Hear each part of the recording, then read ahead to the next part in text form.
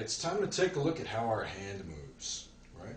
So, just like we did before, let's start with a nice balanced head and torso. Let your shoulders go. Get your C-3PO arms going. And let's just try a few things here. All right, let's take a look at one of the basic motions your hand is capable of. And it's simply this. Right? From the wrist, it can rotate up, and it can rotate down. Right? So let's just kind of take a look at this and look at a few things that can cause us some problems. Potential problem number one, and we're kind of peeking ahead a little bit here talking about the fingers, is let's take our fingers and let's intentionally just stretch them all out. All right? And now let's try and take our hand and rotate it up. And then return, and then down.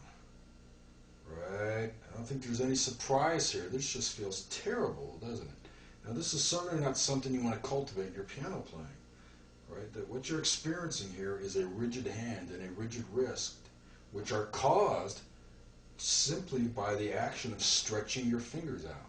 So let's do this. Let's take our fingers and just let them go. Just let them kind of naturally follow their own curves. And then come back and let's take another fresh look at the hand. So let's try again. With those nice naturally curved fingers, let's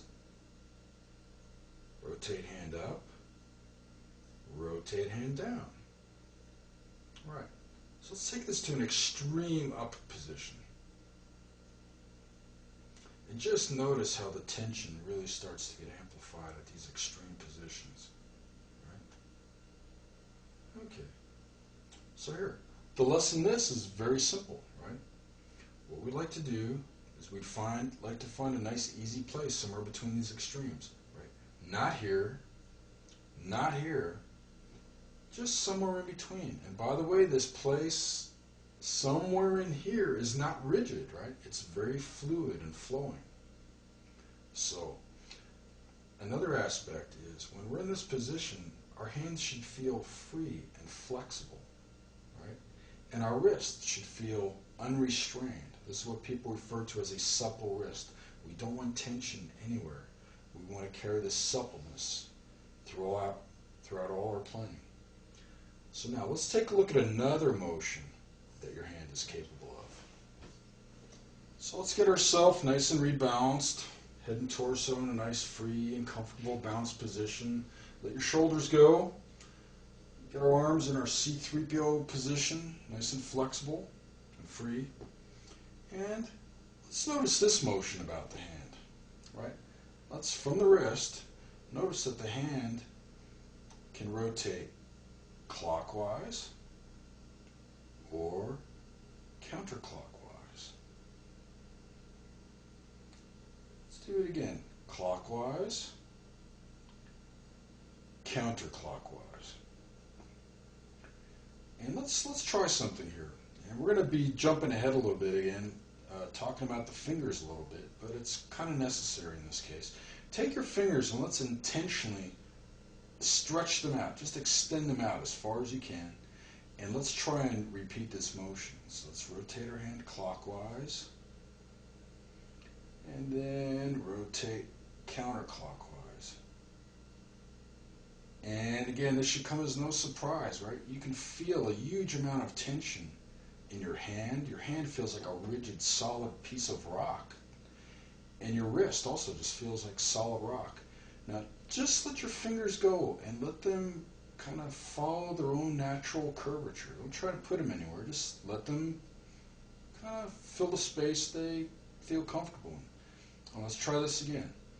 All right, let's rotate clockwise. Rotate counterclockwise. Much freer, isn't it?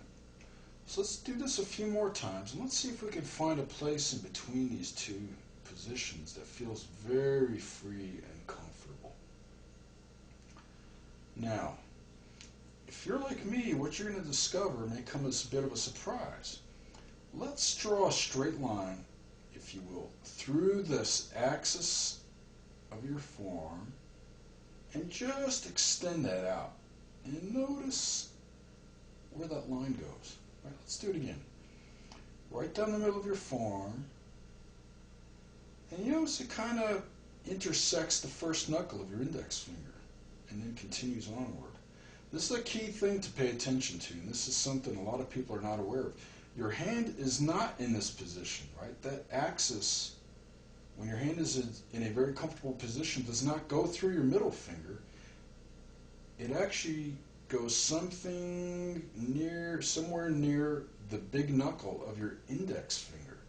So this is huge, a huge breakthrough of insight. If we try and play from this position with a misconception of how our body is organized, we're going to experience a huge amount of tension, right? But if we're aware of this, we're going to notice that our playing is very free and easy. So let's kind of summarize here, right? Extended fingers are going to bring on tension.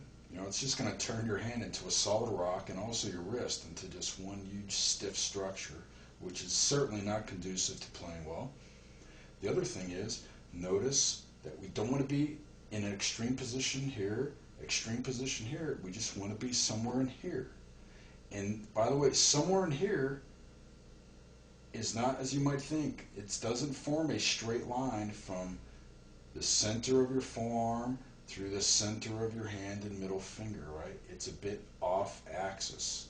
So just keep this in mind. This is going to pay huge dividends when we go to the piano and actually apply some of these anatomy lessons to some of the problems we're going to experience at the keyboard.